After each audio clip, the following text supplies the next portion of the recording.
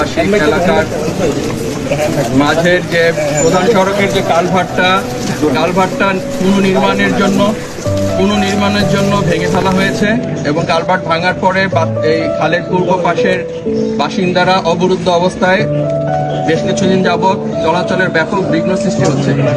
এই প্রেক্ষাপটে আমরা এবং তোলারবাগ সমিতি বেশ কিছুদিন আলোচনায় ছিলাম, কিন্তু এই রাস্তাটা খোলার ব্যাপারে আমাদের অত্র এলাকার জননেতা মোস্তফা জগরুল পাপেল ভাই যথেষ্ট পরিমাণে সহযোগিতা করেছে। আমরা ওনার কাছে অনেক বেশি কৃতজ্ঞ এবং এলাকা চলাচলকে সহজ করছে। আজকে এই রাস্তা খোলার মাধ্যমে এই অত্র এলাকাটি অবরুদ্ধ অবস্থা থেকে অবমুক্ত হবে। এখানে অনেক প্রবীণ বাসিন্দা বসবাস করেন এবং যে কোনো সময় যে কোনো দুর্ঘটনা সংঘটিত হতে পারে। তো আমরা খুবই চিন্তিত অবস্থায় ছিলাম যে অবরুদ্ধ একটা অবস্থায় যেখানে অ্যাম্বুলেন্স ঢুকতে পারবে না বা ফায়ার সার্ভিসে কোনো গাড়ি ঢুকতে পারবে না বা অন্য যে কোনো দৈন্য দুর্বিপাকে কোনো রাস্তাই ছিল না। তো ইনশাল্লাহ আজকে এই রাস্তা উদ্বোধনের মাধ্যমে সেই আশঙ্কা থেকে আমরা মুক্ত হব এবং আমরা দোয়া করব যে রাস্তাটা আমাদের উপকারের জন্য এবং সমস্ত রকম বিপদ আপদ থেকে যাতে মুক্ত থাকে।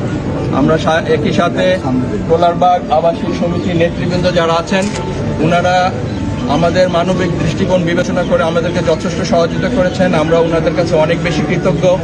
আমরা কৃতজ্ঞ আমাদের অত্র এলাকার সম্মানিত সভাপতি জনাব ফিরোজ শাহ সর্দার, উনি রাস্তার ব্যাপারে যথেষ্ট পরিমাণে কাজ করেছেন।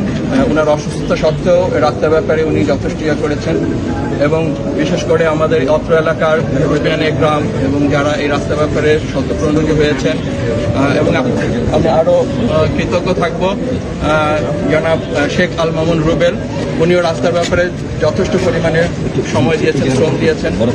সবার কাছে আমরা কৃতজ্ঞ।